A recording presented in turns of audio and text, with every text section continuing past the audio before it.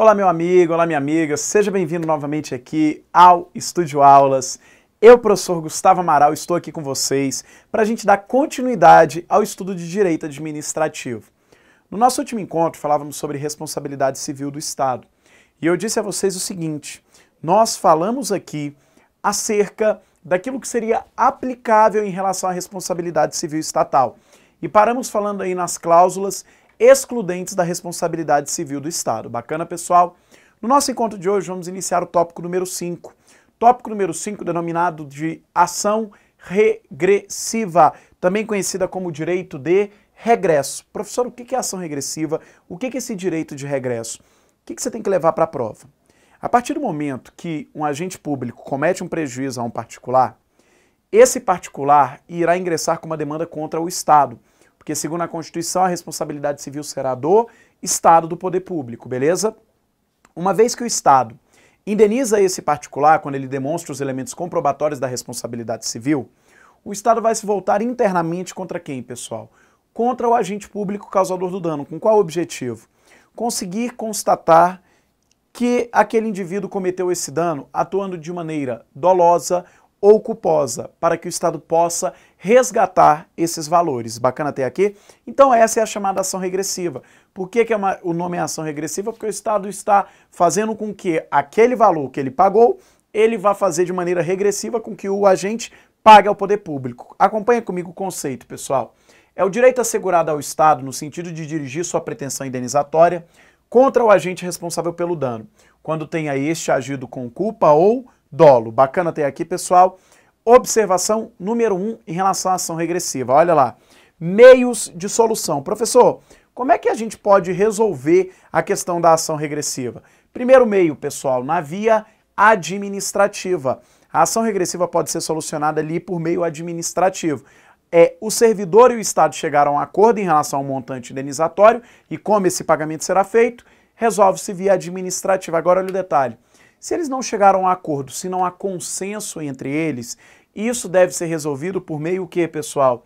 Judicial, por via judicial, provocando o poder judiciário. Bacana até aqui? Observação número 2. Presta atenção num detalhe. Olha o que a gente colocou na OBS número 2.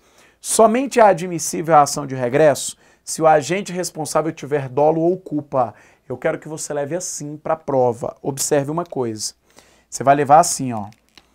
Essa ação regressiva, ela tem qual tipo de natureza? Tentando tirar aqui até com a boca, o negócio está apertado. Ela tem natureza subjetiva. Então olha que detalhe legal. Falou na sua prova da ação regressiva, você tem que lembrar que a ação regressiva tem natureza o quê, pessoal? Subjetiva. Por que ela tem natureza subjetiva? O Estado só vai conseguir realizar a ação de regresso frente ao seu servidor quando o Estado provar que esse servidor, que esse agente, atuou com dolo ou com culpa. Muito cuidado com isso. Se não há dolo, se não há culpa do agente público estatal, não há a possibilidade do poder público fazer ação regressiva. Eu vou lhe dar um exemplo. Imagine a seguinte situação, que um agente de polícia está dirigindo um veículo em uma perseguição, rotolite ligado, tomando todos os cuidados necessários, só que ele não consegue evitar a colisão com um veículo de uma particular, em virtude de uma fechada que ele teve do carro dos bandidos. Pessoal, aquela particular que sofreu a colisão, ela teve um dano? Ela teve um dano. Ela consegue provar que esse dano decorre de uma conduta do agente, demonstrando nexo causal? Ela consegue. A pergunta é, essa particular será indenizada? Ela será indenizada. Agora, professor, o poder público pode, nesse caso, fazer ação regressiva contra o agente se ficar constatado que ele não atuou nem com dolo nem com culpa? Não pode. Veja, o poder público paga, mas ele não consegue fazer o quê, pessoal? Ação regressiva. Bacana até aqui? Então, a ação regressiva tem natureza o quê? Subjetiva. Eu tenho que provar necessariamente o dolo ou a culpa do agente público causador do dano. Muito bom. Observação número 3. A ação de ressarcimento é imprescritível. Pessoal, olha o que eu quero que você leve para a prova. Eu quero que você anote assim no seu material. A ação regressiva tem natureza de ressarcimento. Tem natureza de ressarcimento. Sendo assim, imprescritível. Ela não prescreve. Observe isso. Não há prazo prescricional para que o Estado possa, contra o seu agente, ingressar a ação o quê, pessoal? A ação de quê, meus amigos e amigas? Essa ação regressiva. Não há prazo prescricional. Bacana até aqui, pessoal. Ela é imprescritível. Muito bom. Observação número 4. Pessoal, cuidado com uma coisa. Na OBS número 4, nós colocamos aí jurisprudência do STF. Por que eu coloquei uma jurisprudência do STF? Para você se atentar a alguns detalhes. Primeiro detalhe importante e fundamental que eu quero que você leve para a prova. Segundo o Supremo, é impossível, não é admissível que o particular ingresse com a ação diretamente contra o agente público. O STF proíbe isso. Por que o STF fala que não é possível? Porque, segundo o Supremo, quando a Constituição falou da responsabilidade civil, ela disse assim no artigo 37, parágrafo 6º, as pessoas jurídicas de direito público e de direito privado, prestadoras de serviços públicos, responderão pelos danos que seus agentes causarem. Então preste atenção no detalhe. Segundo a Constituição Federal, quem é que responde pelo dano? É a pessoa jurídica. Bacana até aqui, pessoal. Então, o dano causado pelo agente, segundo a Constituição Federal, quem será responsabilizado por esse dano é a pessoa jurídica. Logo, olha o entendimento do Supremo. Não é possível, não é admissível que o particular ingresse com demanda diretamente contra quem, pessoal? Contra o agente público, causador do dano. Ele deve ingressar com demanda contra o Estado, o particular. E caso o Estado perceba que o agente atuou com dolo ou com culpa, é o Estado, na figura da pessoa jurídica, que deve realizar o quê, pessoal? Ação regressiva. Então você vai anotar assim, ó. Segundo o STF, é inadmissível que o particular dirija ação diretamente contra o agente público. Dirija ação diretamente contra o agente público. Uma vez que, segundo a Constituição, são as pessoas jurídicas que devem responder. Uma vez que, segundo a Constituição, são as pessoas jurídicas que devem responder.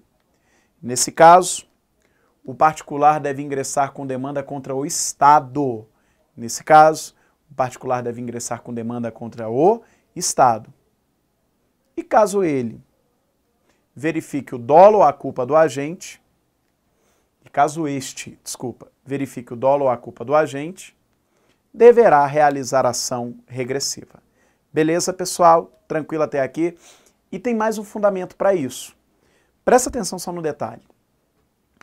O agente público só vai responder, segundo a Constituição, se ele tiver atuado com dolo ou com culpa, não é, pessoal? Então, para que o agente público responda, eu tenho que provar dele dolo ou culpa. Se o particular fosse ingressar com demanda diretamente contra o agente só pode responder se atuou com dolo ou com culpa. O que o particular era obrigado a provar do agente? O dolo ou a culpa. Logo, você iria transfigurar, você iria modificar aquilo que é responsabilidade objetiva e ela passaria a ser uma responsabilidade subjetiva. Porque, veja, do particular para o Estado é objetivo. Só que se ele demanda diretamente com a agente, não seria mais objetivo. Seria qual natureza, pessoal? Subjetiva, porque o particular ia ter que provar o quê? O dolo ou a culpa. Perfeito até aqui, meus amigos e amigas? Uma dica importante. O Superior Tribunal de Justiça, o STJ, ele admite que se demande diretamente contra o agente. O STJ raciocina assim, ó. Demandar contra o Estado e também poder demandar contra o agente é mais um meio que eu tenho de ser indenizado. Perfeito até aqui? Só que isso não é majoritário, isso não é dominante. Para a tua prova, eu peço que você fique com a jurisprudência do Supremo Tribunal Federal. Acompanha comigo uma coisa então aqui, pessoal. Acompanha comigo rapidinho. Vou colocar aqui, ó.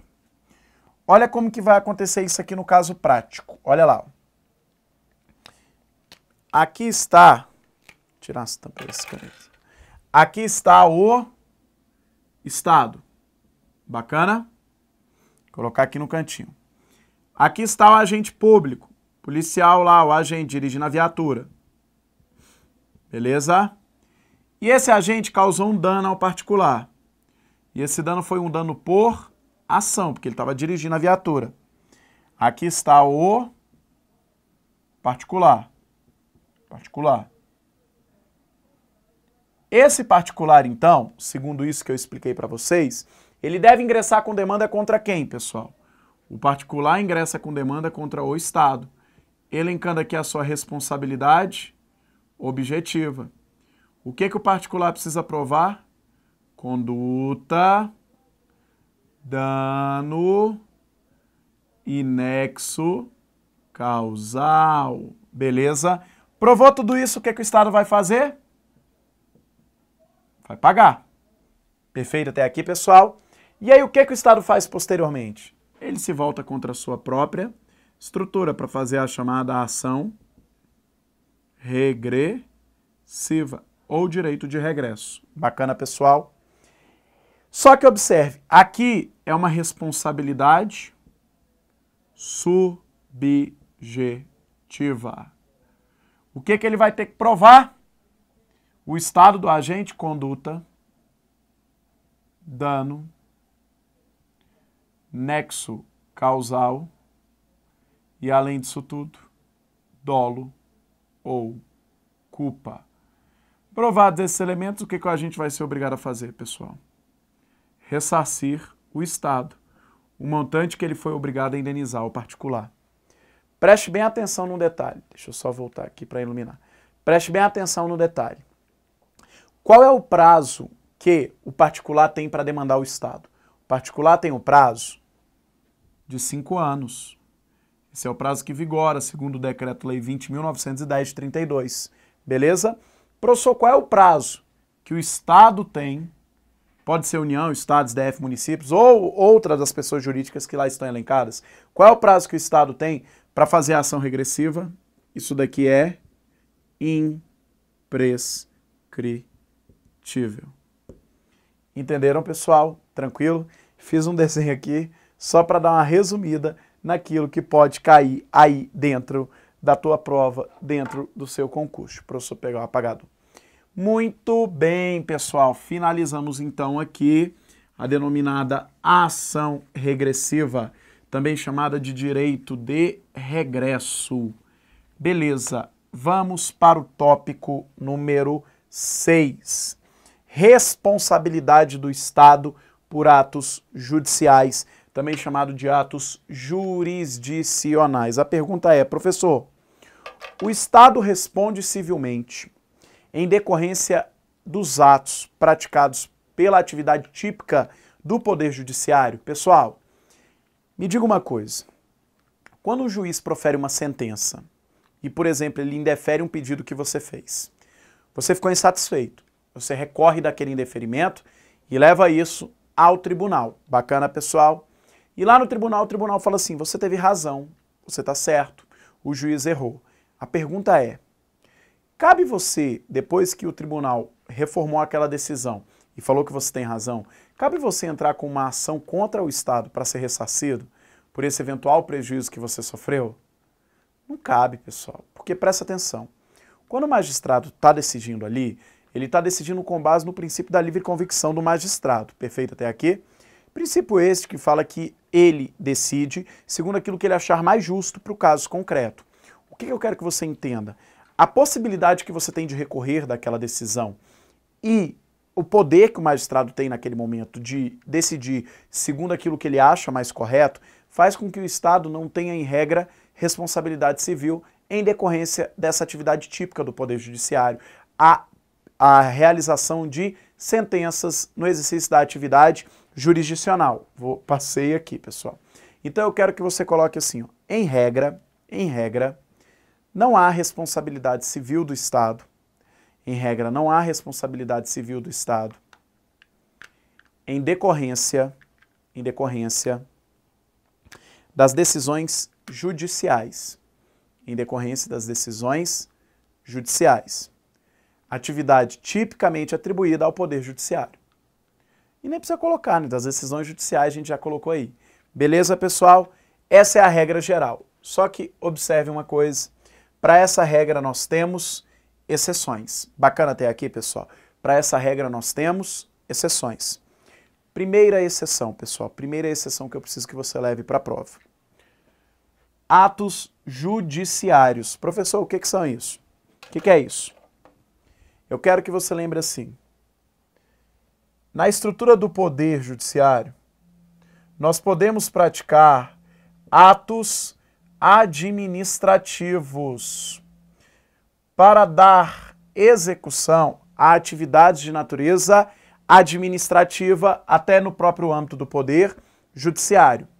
Eu quero que você entenda o seguinte, se no exercício de funções administrativas for praticado um ato administrativo por algum dos indivíduos que compõem a estrutura do Judiciário e esse ato lhe causar prejuízo, o que você vai fazer?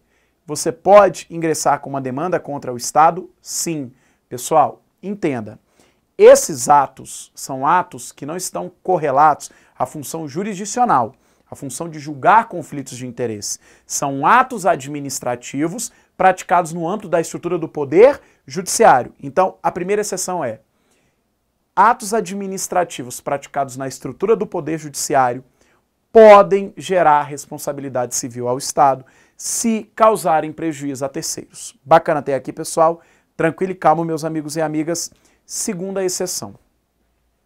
Condutas dolosas. Pessoal, há uma certa divergência doutrinária no que toca a condutas dolosas. Por quê? O que é uma conduta dolosa? Quando o juiz te condenou porque ele não gostava de você. O juiz é seu desafeto. Ele não gosta de você e ele lhe condena. Perfeito até aqui? Quando ele faz isso, surge uma responsabilidade? Surge, mas olha a divergência doutrinária. Para alguns autores, interpretando aquilo que está no Código de Processo Civil, a responsabilidade seria do magistrado no caso de condutas dolosas, porque o próprio Código de Processo Civil prevê isso. Perfeito até aqui, pessoal? Só que se você for olhar a orientação do Supremo, o agente não pode responder. Quem responde é o Estado. Então, segundo a orientação do Supremo, isso daí também não poderia ser aplicado. A responsabilidade é do Estado e o Estado que faça ação regressiva. Mas eu coloquei condutas dolosas aqui só para vocês entenderem uma coisa. A responsabilidade, alguns dizem que é do Estado, outros dizem que é do próprio magistrado. Perfeito até aqui? Mas o caso que mais cai na sua prova é o caso de condutas culposas. O que são condutas culposas? A Constituição diz, primeiro, conduta culposa é quando ele não quer atingir aquele resultado, mas ele acaba atingindo. Nesse caso aqui, é por causa de erro. Bacana, pessoal. A Constituição diz que o Estado deverá indenizar o condenado por erro judiciário, bem como aquele que for mantido preso, além do tempo fixado na sentença condenatória. Esse erro judiciário que nós estamos tratando aqui é na seara criminal. Perfeito até aqui, pessoal? É o erro judiciário na seara criminal. O que importa para você levar para a prova? O Estado pode ser responsabilizado na seara criminal pelo erro judiciário? Sim, quando o indivíduo é condenado indevidamente, bacana até aqui, pessoal, ou quando ele é mantido preso, além do tempo fixado na sentença condenatória. Veja, não era para ele ter sido condenado, ou era para ele ter cumprido 10 anos, ele já está cumprindo há 15 anos. Houve um erro no âmbito da estrutura do Poder Judiciário. Ora na condenação, ora na execução da pena. Bacana, pessoal? Há responsabilidade civil para o Estado. Então a regra é que os atos do Poder Judiciário não geram responsabilidade civil. Excepcionalmente, pode gerar? Pode gerar. Agora, pessoal, nosso tópico número 7. Responsabilidade civil do Estado por atos legislativos. Faltou o S aqui. A regra geral é a seguinte. Me diga uma coisa. O Estado criou uma lei. Bacana até aqui, pessoal. Foi criada uma lei pelo Estado que proíbe a ingestão de bebidas alcoólicas. Perfeito? Lembra da lei seca? E você se acha prejudicado, porque você gosta de dirigir sobre a influência de bebida alcoólica. Você não, porque nossos alunos não fazem isso. Mas alguém se acha. O indivíduo foi pego na blitz, foi multado, teve a habilitação suspensa, entre outras penalidades descritas no Código de Trânsito Brasileiro. Ele está insatisfeito, não está, pessoal? ele quer processar o Estado. Pessoal, eu pergunto, há responsabilidade civil do Estado em virtude da edição de leis pelo Poder Legislativo? Não, meus amigos, a regra é que não.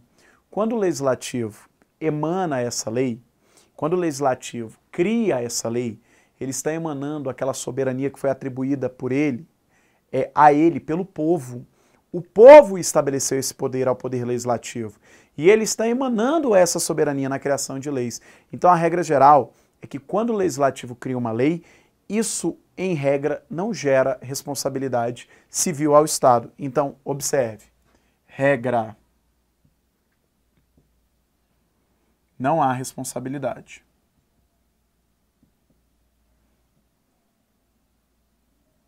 Beleza, pessoal? Só que, meus amigos e amigas, para essa regra, nós temos algumas exceções. Quais são as exceções?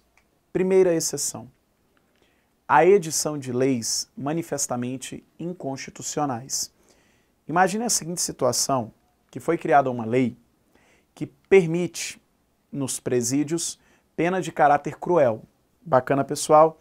Foi criada uma lei que permite nos presídios pena de caráter cruel. Meu amigo e minha amiga, você sofreu uma pena de caráter cruel. Olhe e preste atenção nesse detalhe.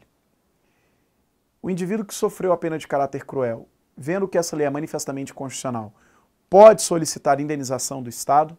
Pode. Então, a primeira exceção é a edição de leis pelo Poder Legislativo manifestamente inconstitucionais. Bacana, pessoal? Segunda exceção, leis de efeitos concretos. Professor, o que é uma lei de efeitos concretos? É aquela que alcança a grupos determinados de indivíduos dentro da coletividade. Bacana, pessoal? Vamos imaginar uma lei que conceda anistia para um determinado grupo dentro da coletividade. Vamos imaginar uma lei que traga um prejuízo para esse determinado grupo dentro da coletividade. O que você tem que levar para a sua prova? A doutrina diz o seguinte: se essa lei de efeito concreto atingir aquele grupo de forma desfavorável, gerando a ele um prejuízo que não foi suportado pelos demais entes da coletividade, isso gera a esse grupo o direito de ser o quê, pessoal? Indenizado. E por fim, a omissão legislativa. Meus amigos e amigas, quem fala de omissão legislativa, quem fala de omissão legislativa é o professor José dos Santos Carvalho Filho. Também é um tema discutido. Tem gente que diz que sim, tem gente que diz que não, mas para a tua prova, o José dos Santos Carvalho Filho diz o seguinte: se ocorreu omissão legislativa e essa omissão foi capaz de causar prejuízo aos indivíduos, esse prejuízo decorrente da omissão legislativa, atividade que deveria ter sido prestada pelo Estado e não foi, o Estado foi inerte na criação daquela lei, se ocorreu essa omissão, haverá responsabilidade civil ao Estado. Bacana até aqui, pessoal. Existem divergências doutrinárias sobre isso, mas para a tua prova, leve que também a omissão legislativa é possível de gerar responsabilidade civil para o Estado, segundo o professor José de Santos Carvalho Filho, se os outros instrumentos do Estado não foram capazes de solucionar esse problema. Com isso, meus amigos e amigas do coração, nós finalizamos a matéria Responsabilidade Civil do Estado. Foi um prazer estar aqui com vocês, um abraço e até o nosso próximo encontro.